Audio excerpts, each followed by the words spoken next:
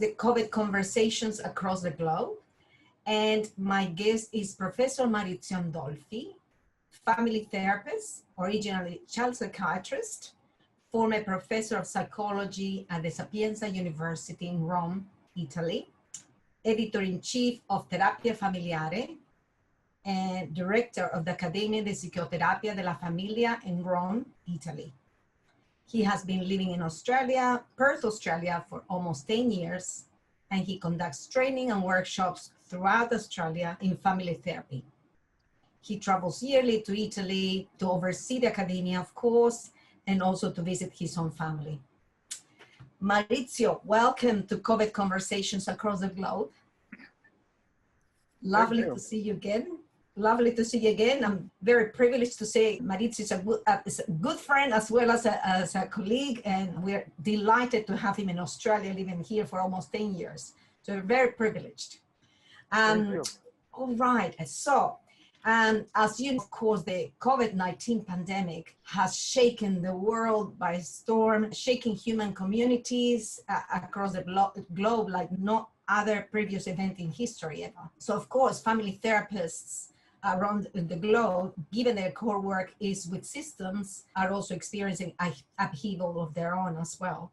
So the chaos and all the areas and the uncertainty and et cetera, that has been major, of course. I was part of I'm very interested and I've done a lot of work with COVID. And one of the areas I've done was a publication recently, collaborated with other family therapists about COVID, about reflections, because I'm very curious. I'm interested in the stories, reflections, narratives, really encountering, connecting with the voice and the sense of experience and lived experience, stories that lie beneath these experiences. So because of that, we're going on and trying to follow on from that and particularly focus on COVID and like looking at the regenerative process. So how can we as family therapists can work to support families and communities? So really my first question, Maurizio, if that's okay, about the COVID pandemic, how has it affected you personally?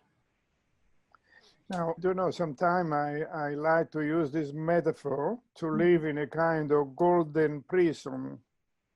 Right. Which means that Australia is a paradise, it's beautiful, yes. But this is the first time in which I experience that I cannot move out of this paradise. Yeah. So I was supposed to leave for Europe 2 months, just recent month, June and July, and then to go back in November. I had a lot of professional commitment. More than that, we have 2 twins, beautiful granddaughters. Beautiful. They are 3 years old, which means that we will see them when they are 4. Yeah. And we saw last time they were 2. You miss a big developmental stage. So, when you see Skype, it's not the same thing that just to hold your kids and kiss them and stay with them, Anyhow. Absolutely. Then there is also another point, which I think is more psychological. I used to do a lot of Pilates, activity, movie, working out. As soon as I was locked down in the house, even when the lockdown ended, and I could do whatever I wanted because Western Australia is very safe. Yes. I remain in the same situation. I don't move much. I can do Pilates at home. I don't do anything. And I don't understand why.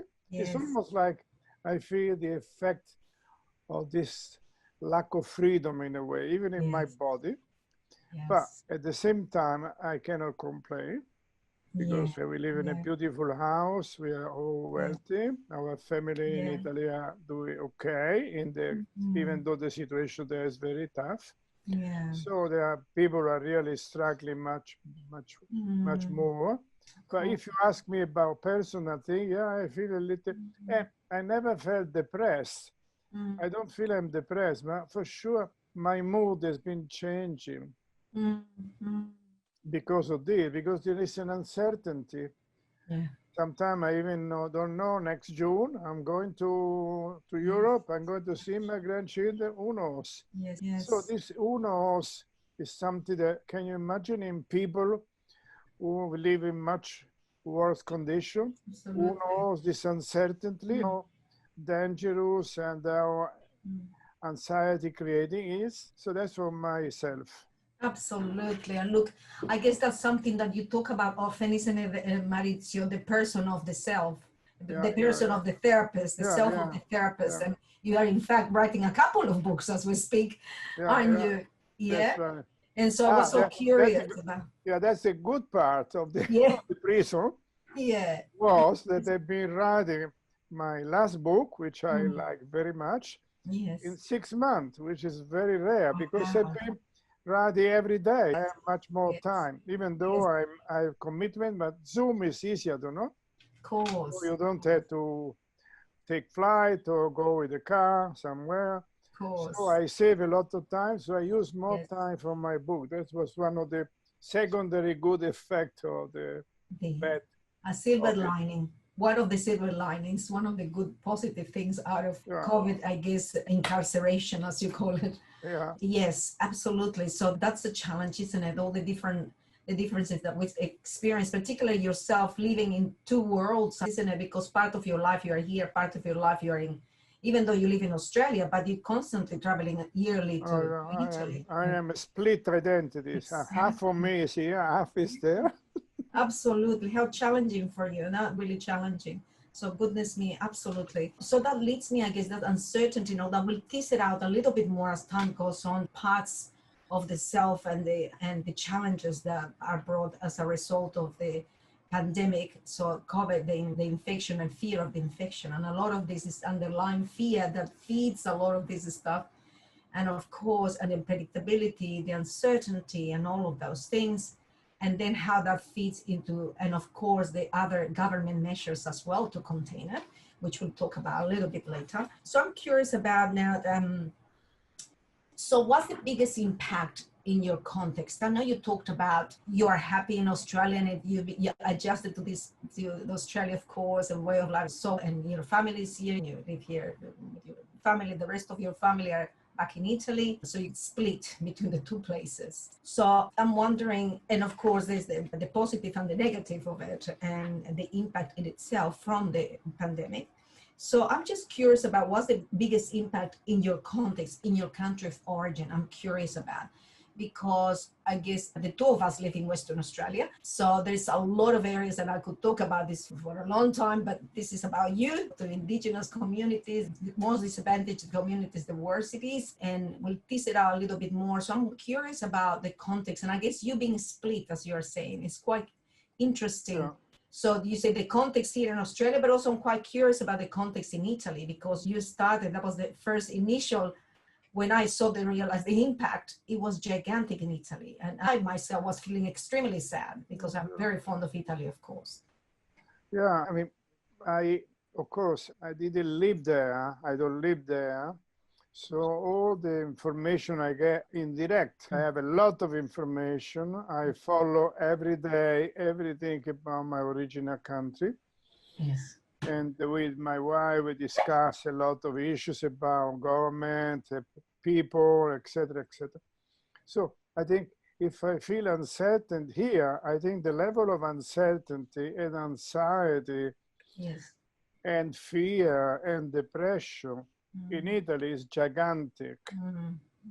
Plus, as you probably know, as happened here too, beside the pandemic, there is the job pandemic, which means a lot of people have been losing their jobs. Yes. And Italy is not organized so well as in Australia in a way with the job keeper and many other ways. So Italians are really struggling a lot because the lockdown was huge. For 3 months, the country was locked down. Can you believe it? People really accepted that, which you would never expect from Italian to follow this very tough rule. So people were seeing scenes, number of dead people die every day, number of people hospitalized. And also, of course, every people said, we have to contribute. In the negative, it was something unbelievable because I never saw Rome empty, or Florence, or Venice, which is sad. But it's also interesting to see how beautiful this country is when it's empty. It's just incredibly beautiful. Of course, it's empty means there are no people, but still you see the real, you know, how the country is here. Generally, you see that only in August when everybody move out for holidays. Absolutely. But just so empty is very unique. Absolutely. Now, so what happened in Italy now, the people are moving out with more freedom, but they have all to wear a mask.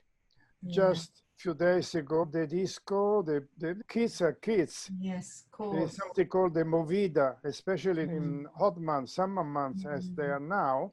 This is the middle of, Ferragosto. There is the habit, which I think is all over the world. The young kids go in crowds, they dance in crowd, huge number. Yes. So just the day after the 15th, Ferragosto, it's been passed a rule that all the disco, the places that are crowded, have been completely closed down, which of course is needed because there is a second wave, as it's called, which is becoming potentially very dangerous. And now the test will be just in a few weeks, the beginning of school. Yes. Everybody is very afraid about the beginning of school. But that we will start in September. Yes. What might happen? Also because the classroom in Italy used to be crowded. Yes. And now you have to have social distancing. Yes. So there are big problems. Plus something happened, I don't know, I think it happened here too. The age of the people who got caught by COVID has been decreasing. Yes. And now there are also a number, not so many, but young children too, and adolescents. That's right. Yeah. So it's not anymore the problem of older people. Yes. And so it's a huge problem. Yes. The evolution of this, isn't it, is evolving in the way how it looks like. It's just so changing its face. Depending on the faces, it changes the face, what it looks like. Apparently all over the world is facing second waves. Yes. So even a country that you don't expect, like New Zealand, country that's totally free from, and then now again, or if you think about Melbourne. Yes, that's right. And it's becoming so huge, the problem, you know? Absolutely. So I think this is a kind of global fear in the world. Absolutely. And at the same time, there will be the impact of the coronavirus will be long term in terms of jobs. Yes. And that's what I was curious about, Maurizio. So I was curious about what has the impact been. So these are the kind of things, lots of jobs, lots of connection, because people are not able to be together because of the isolation, all those kind of things that are playing up, like in Australia, but much more in Italy, because Italy, of course, like you were saying, it doesn't have all the government is not supporting Italians as the ones in Australia here with payments, those kind of things that were supporting us through it as you're unemployed. So there's so many impacts financially and a whole lot of things economically. And of course the schools, you've got the break, which is being helpful, but now the second wave is becoming more impactful and it's changed what that looks like.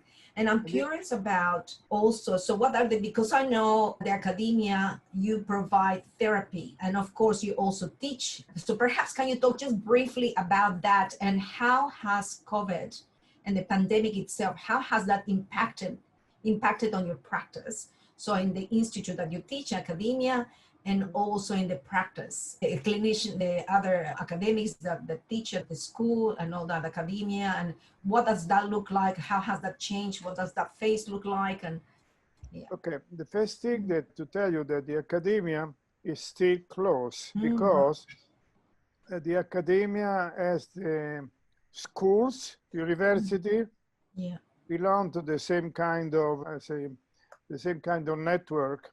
So school, university has been closed, so everything has been done distant through Zoom, and is hopefully reopening the 1st of September when the school will reopen.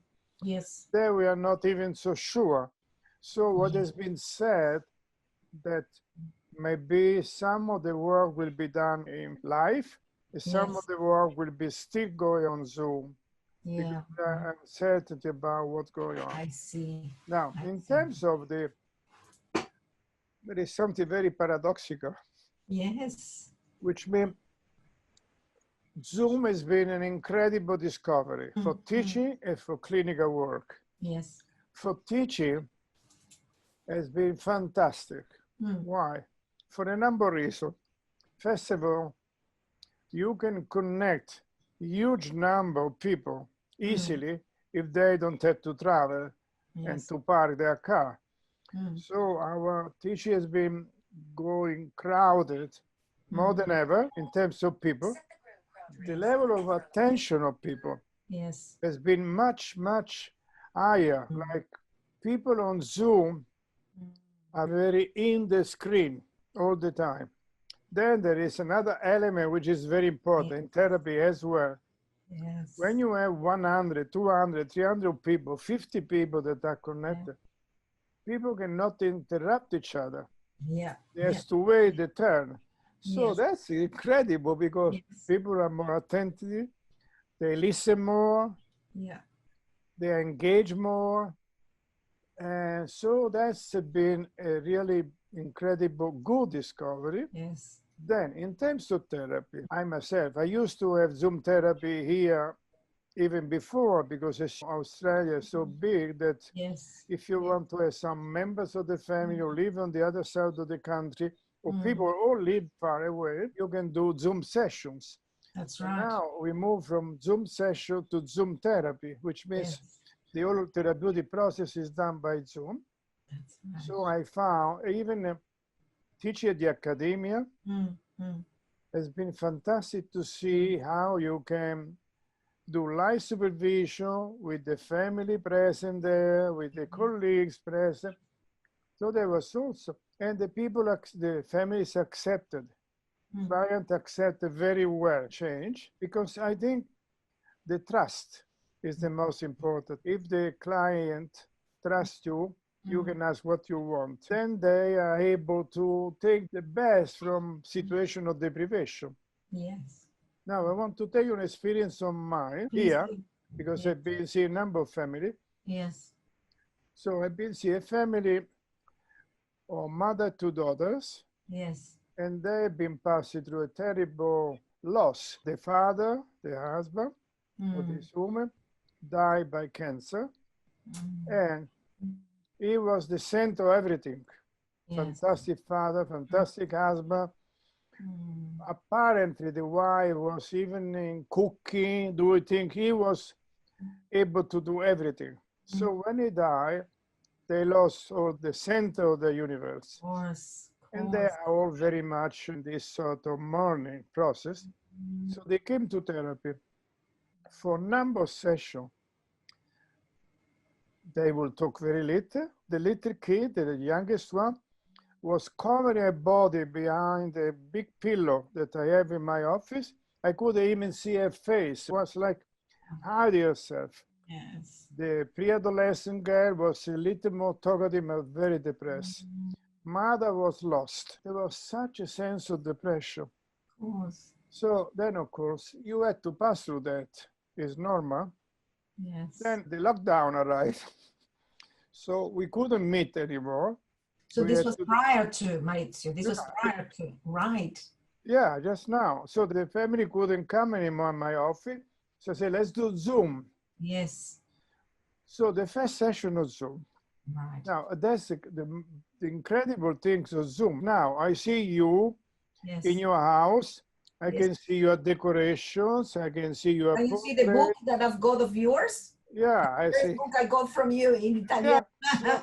I got at the Academia when I was there. I can enter in your own intimate world much more. Yes. So when I saw them, they were all packed together, the three of them in the screen. Yes. It was on FaceTime.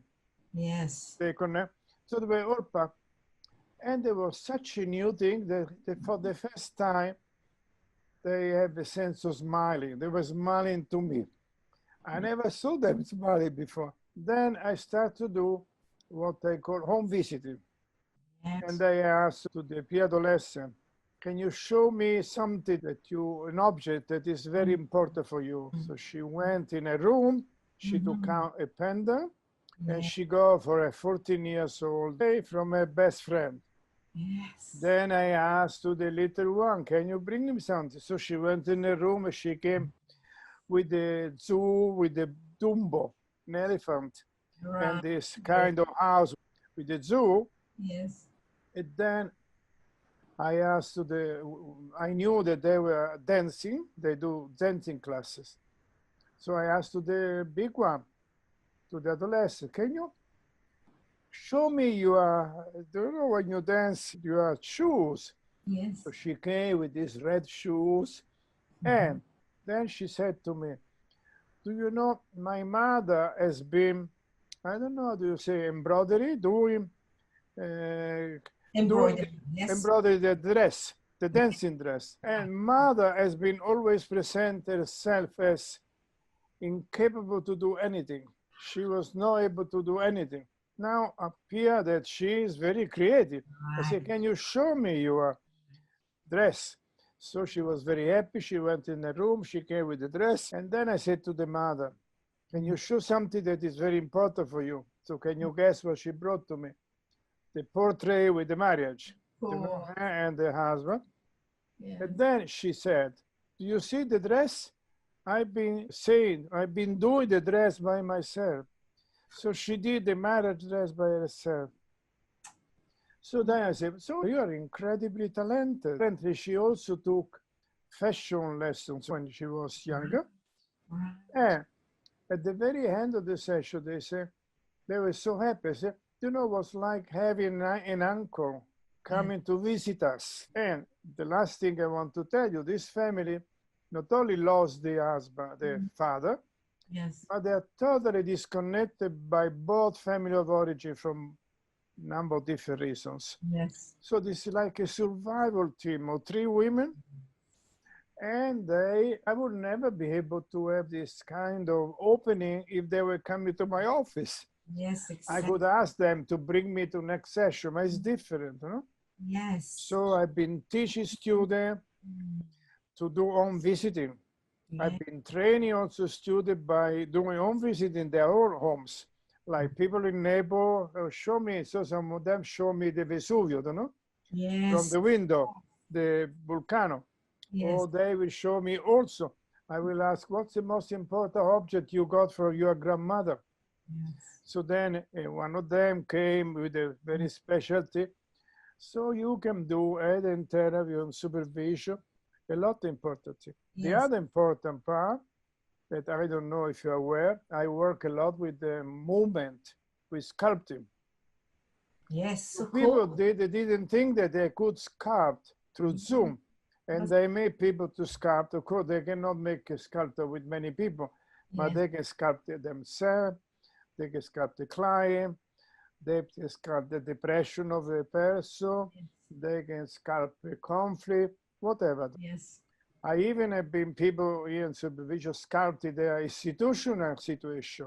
Often people feel very overwhelmed by institutions. Can you show you how do you feel in your institution? So they were presented themselves with this. So I think people sometimes feel that we are so limited because there is no movement, which is not true.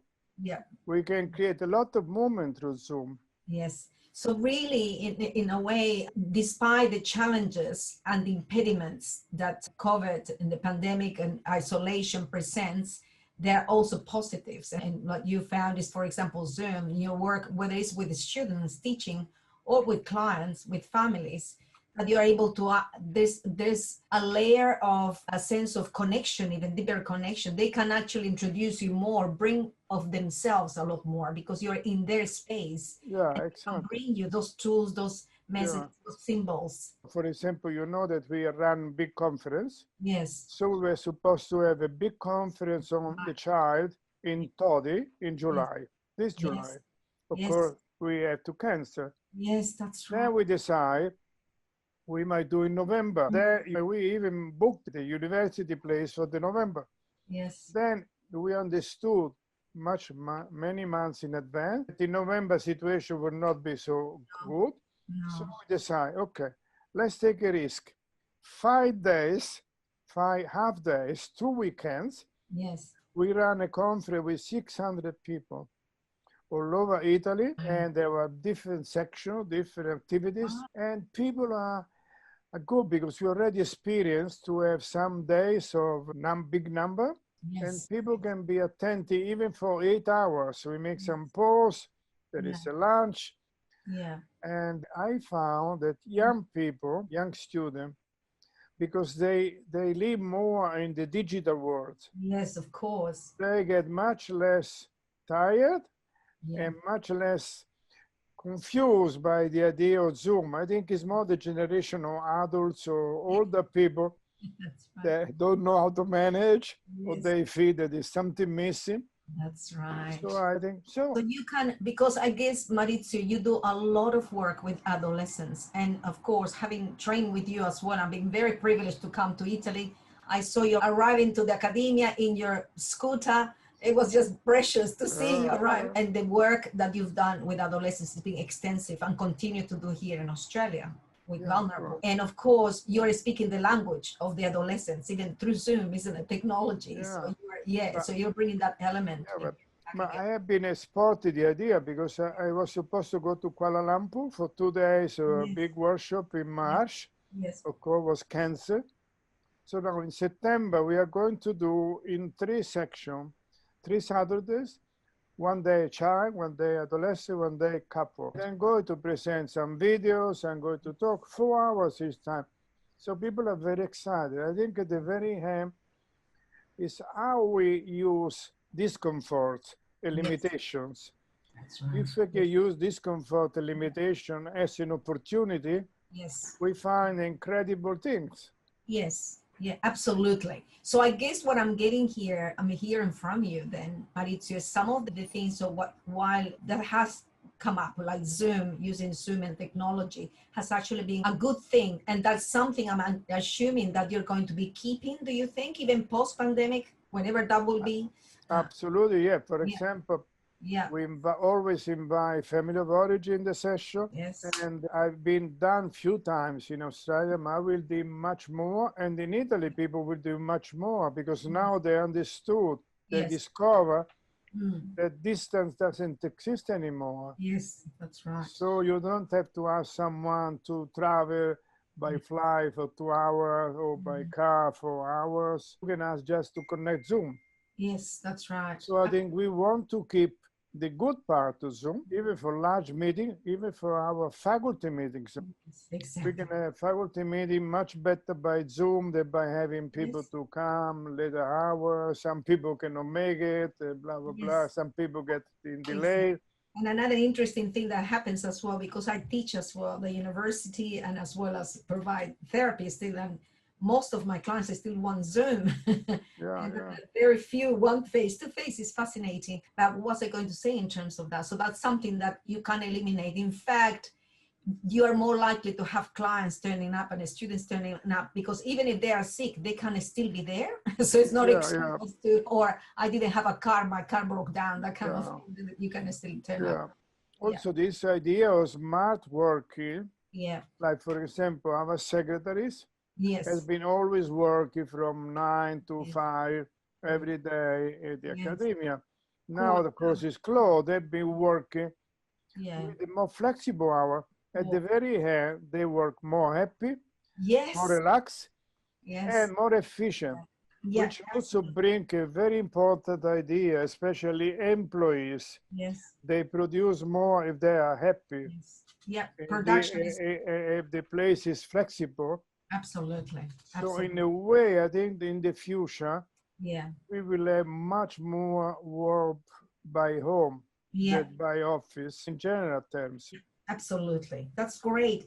Is there another model or some other thing that you have come up with since working? Obviously, technology is a key one, as you've been talking about, and that'll be a mode that you're going to be maintaining post-pandemic, once that occurs, and you keep it for good. But my other curiosity is about whether there's any other models or any other forms of working that you've come up with. Certainly you become more prolific writer, as you are saying. You've written 2 books within a short period of time. It's amazing. Is there another thing that you can think in your work with clients, with families, in your work with students, that you have recognized these times that you have come up with other ways of? I think, especially when you teach Zoom, yes, you have to have much more structure.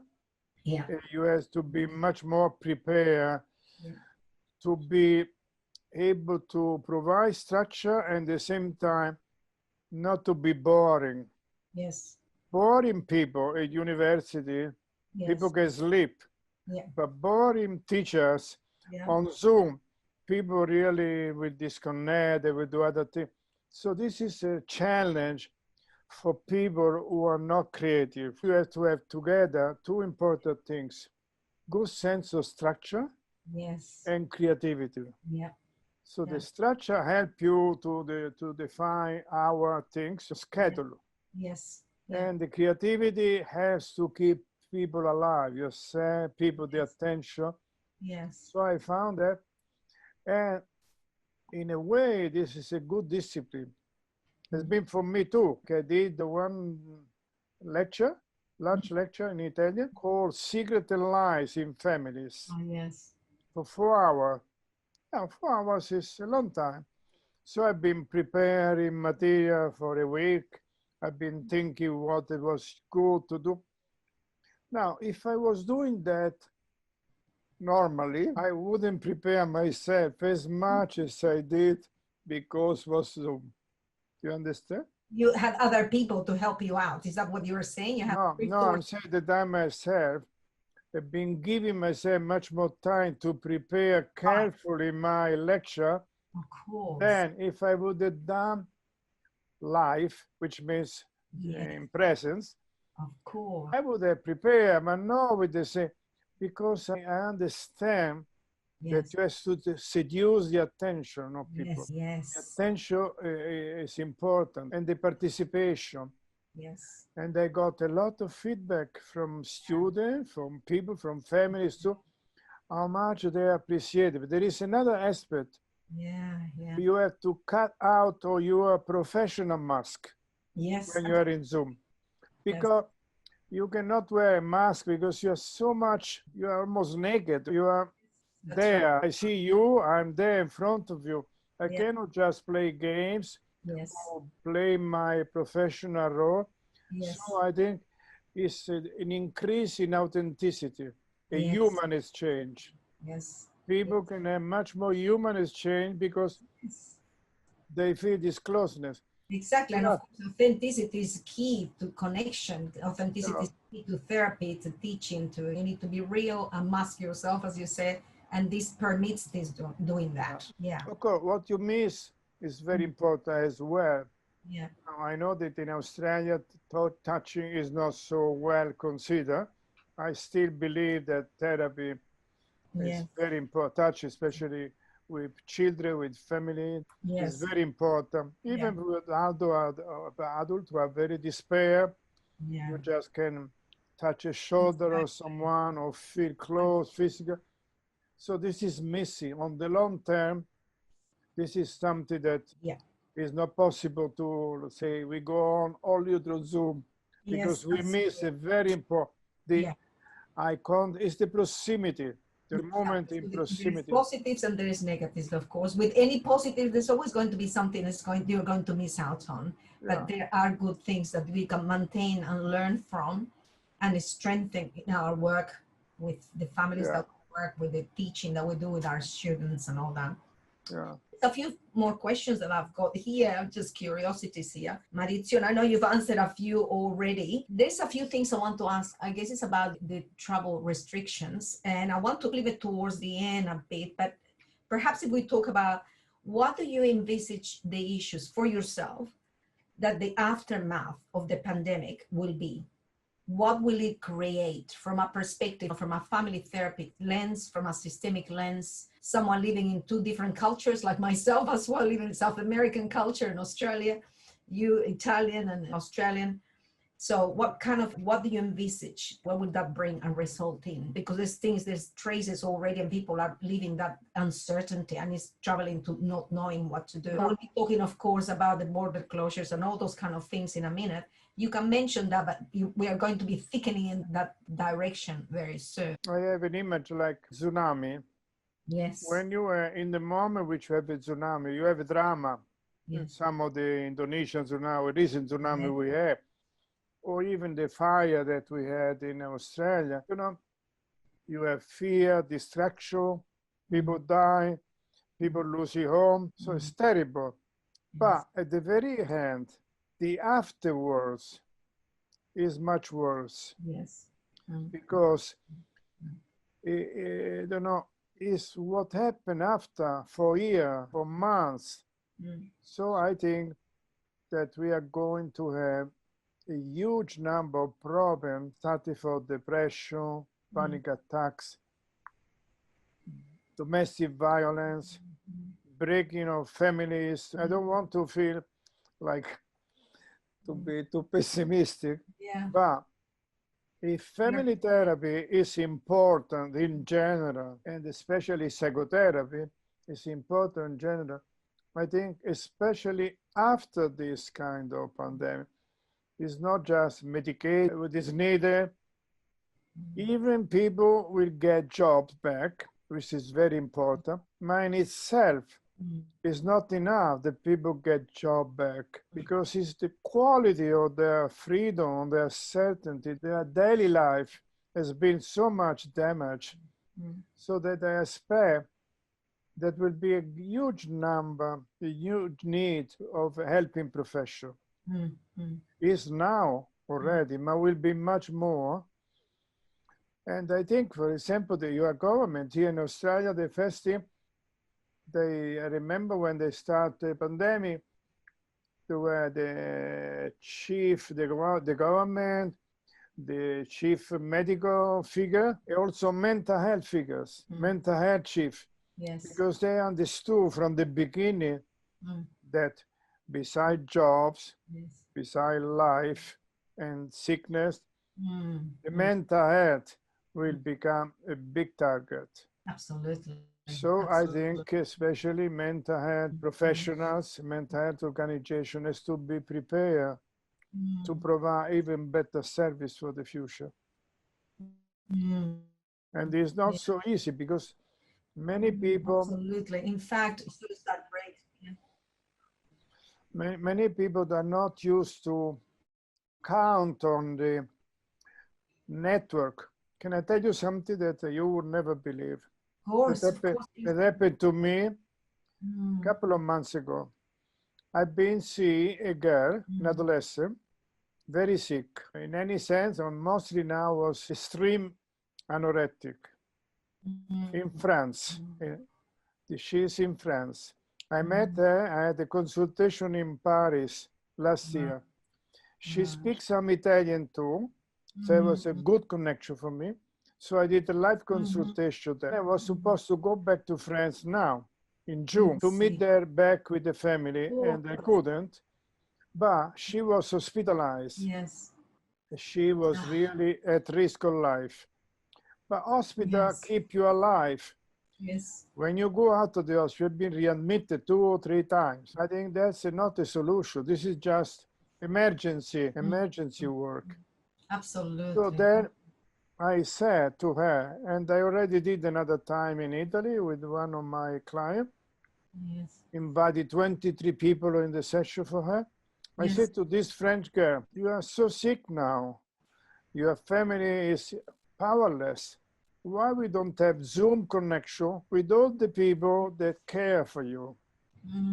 And you will invite them, and there will be Johnny, you and your therapist together. So to make sure the story, there were 40 people that were connected in Zoom.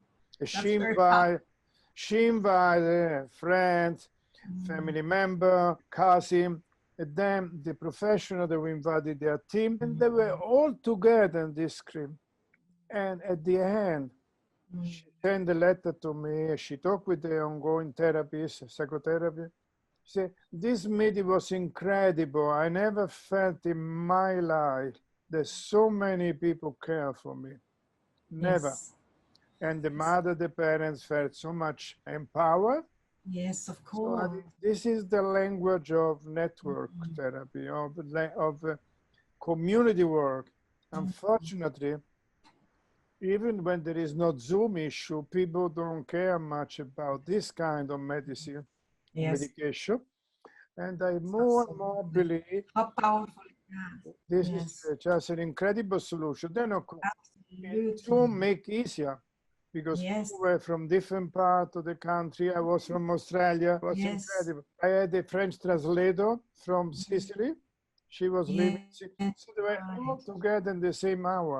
Wow. And the meeting was lasting 2 or 3 hours. It was long. How amazing is that? So I don't think it's difficult. It's a matter of what we think.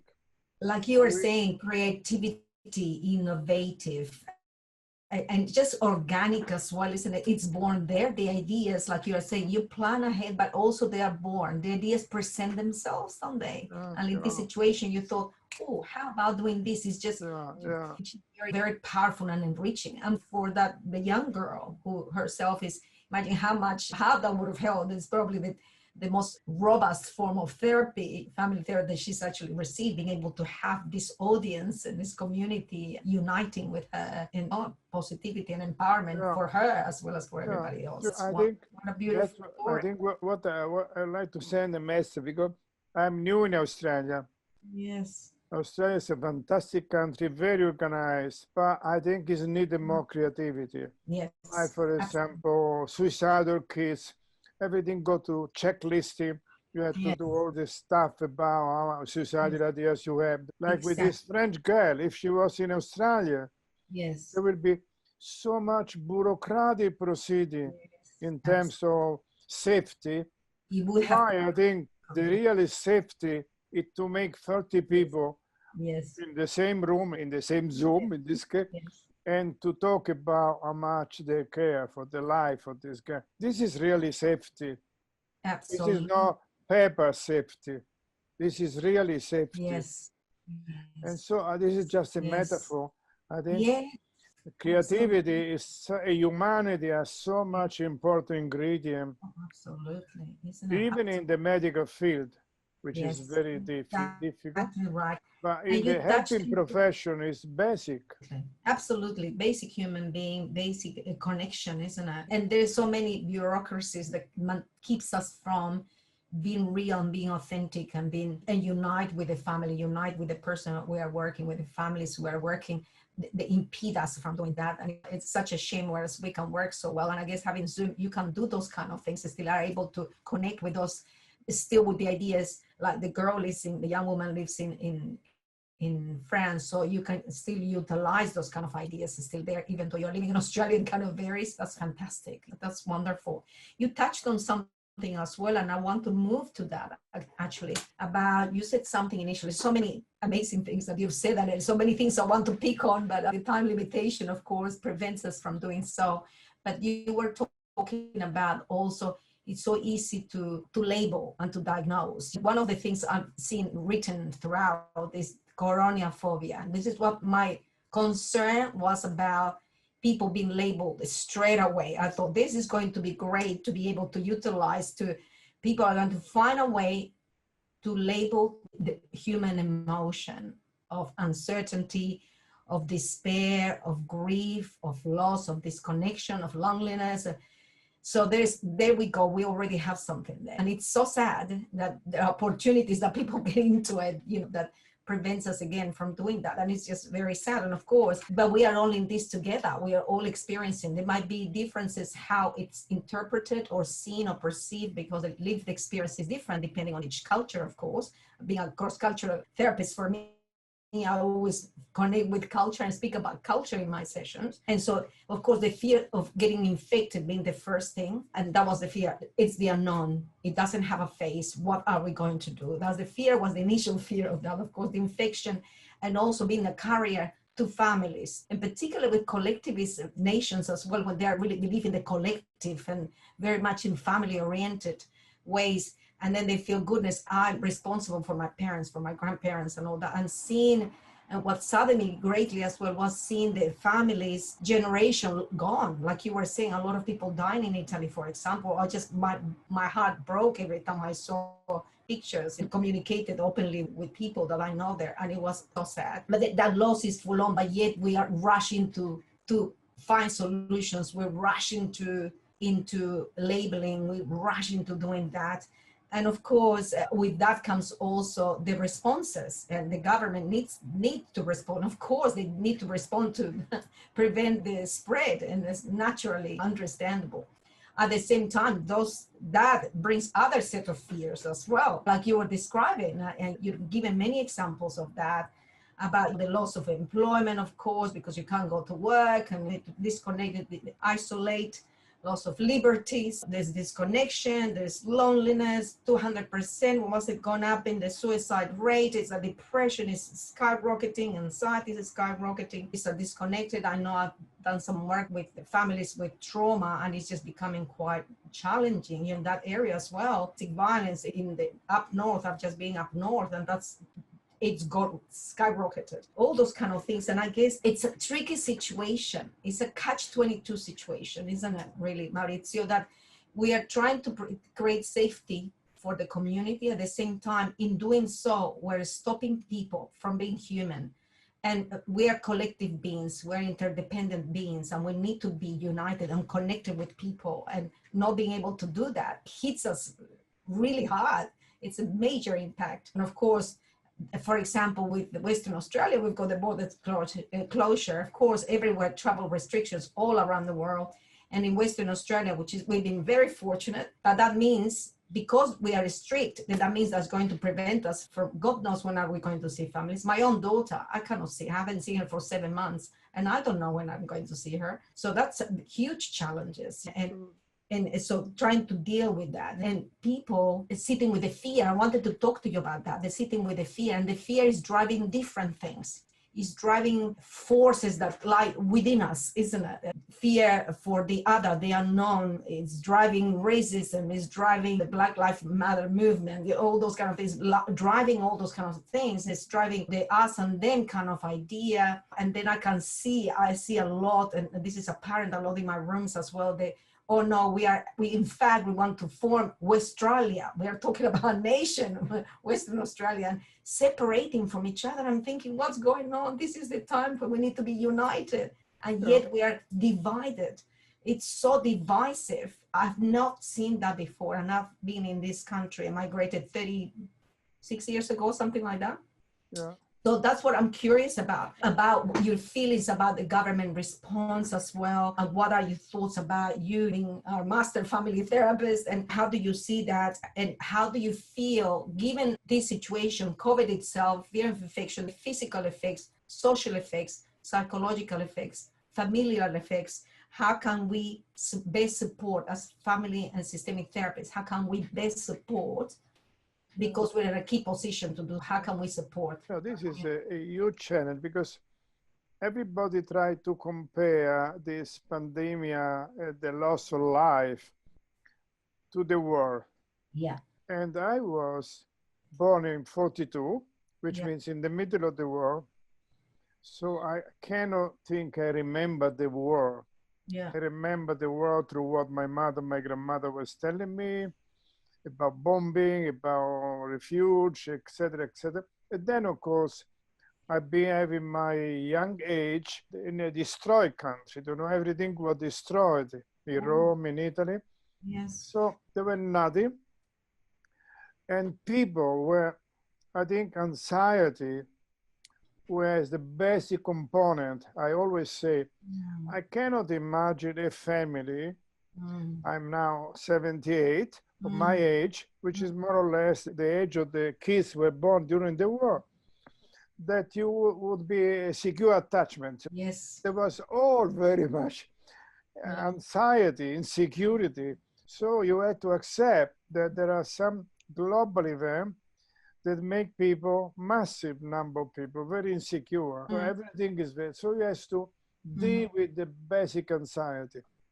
The big difference between then and now, that the enemy was visible, Yes. it was has to be fought. Yes. If you think about Anzac Day, there is the reactivation every year on the people, the heroes, the people that were lost in wars. Yes. So war brings mythology, brings image of heroism, or people that have been doing so important good things. There is nothing heroic here. The only heroism now is for doctors who save lives. Yes. But it lasts not much. It's not the same thing, they're losing your life in the field of war. So what's the problem now? Because the enemy is invisible, it's much worse. Yes. Because we cannot kick out the enemy or fight the enemy or die for the enemy. You die because of the enemy, and as all, there is all the things that potentially you can become dangerous to me, because you might be affected. You might have positive, you are bringing something dangerous to me, paranoia, distance, fears. It's almost like the prejudice before was among cultures. Like some culture prejudice more than others, and that we all know about how tough it is to accept diversities and not to be afraid of diversity. But now the diversity is more dangerous because can bring death to us. Why? If you are a foreigner, you might affect me because I don't like your style of life.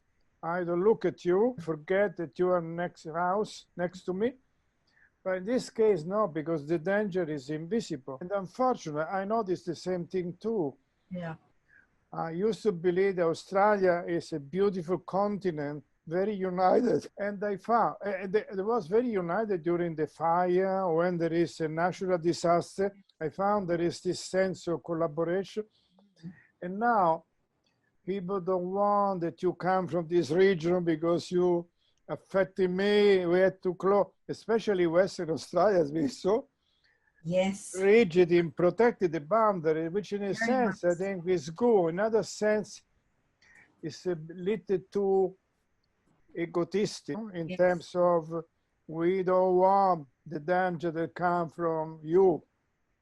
And then become distance between same people instead of feeling connected and collaborating. So this is a big challenge. It is extremely, and it saddens me deeply, but it saddens me deeply seeing this, like stories about a mom who's been separated from the child because the child got sick. You probably have read that in the media.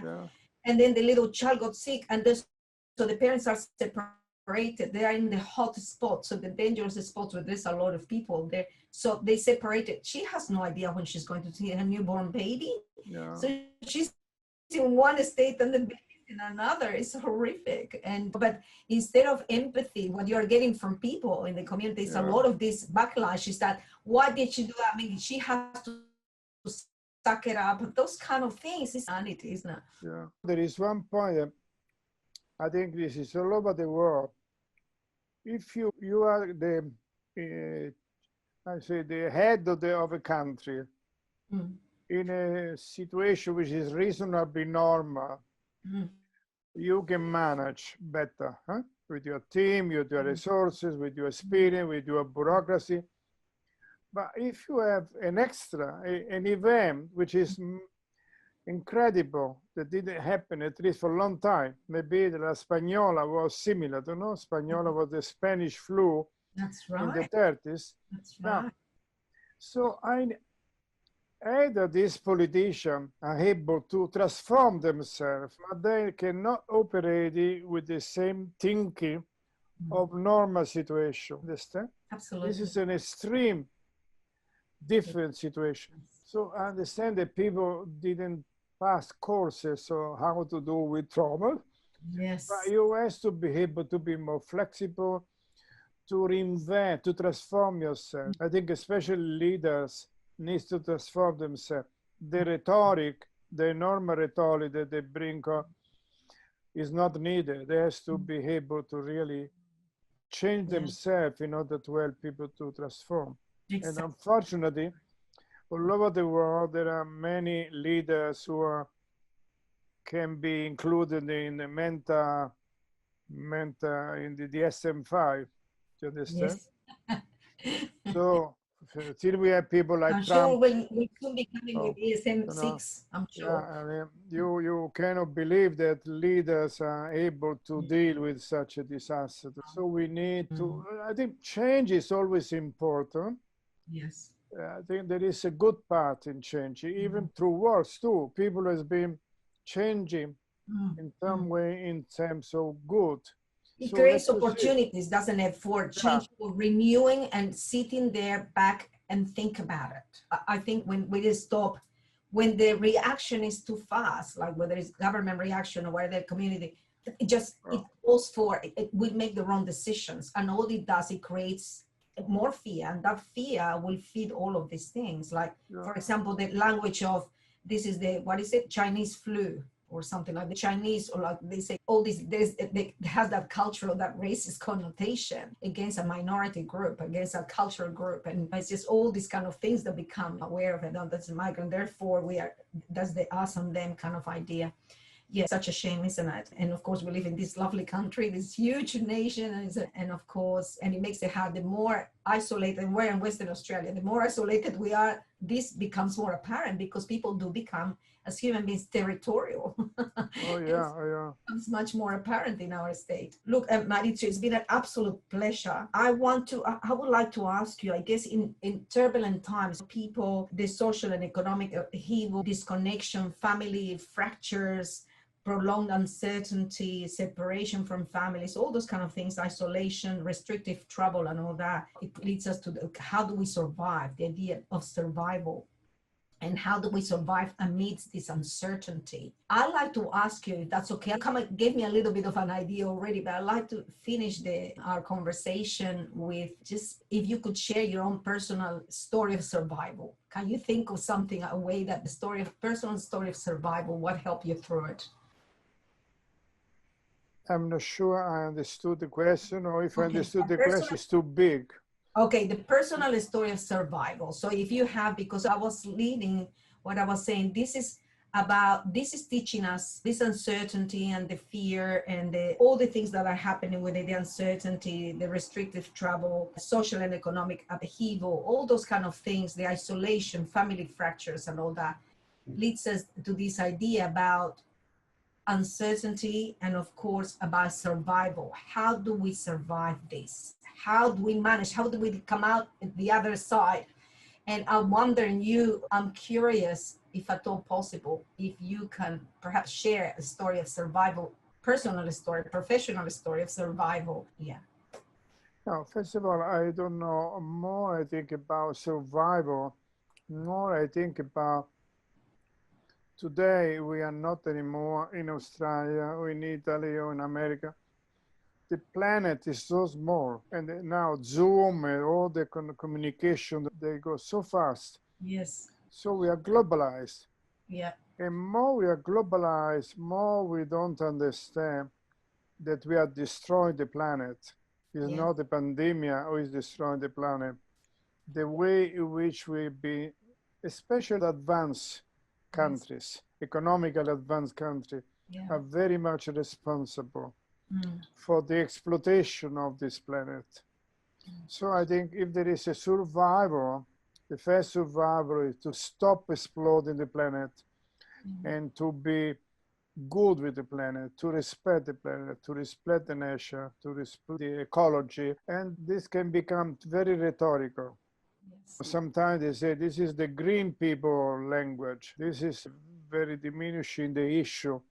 The green might be more represented this idea about ecology, but I think it has to be something that starts from small child in school to teacher, to student, university people. So I think this is the real survival, is to start to respect more the planet.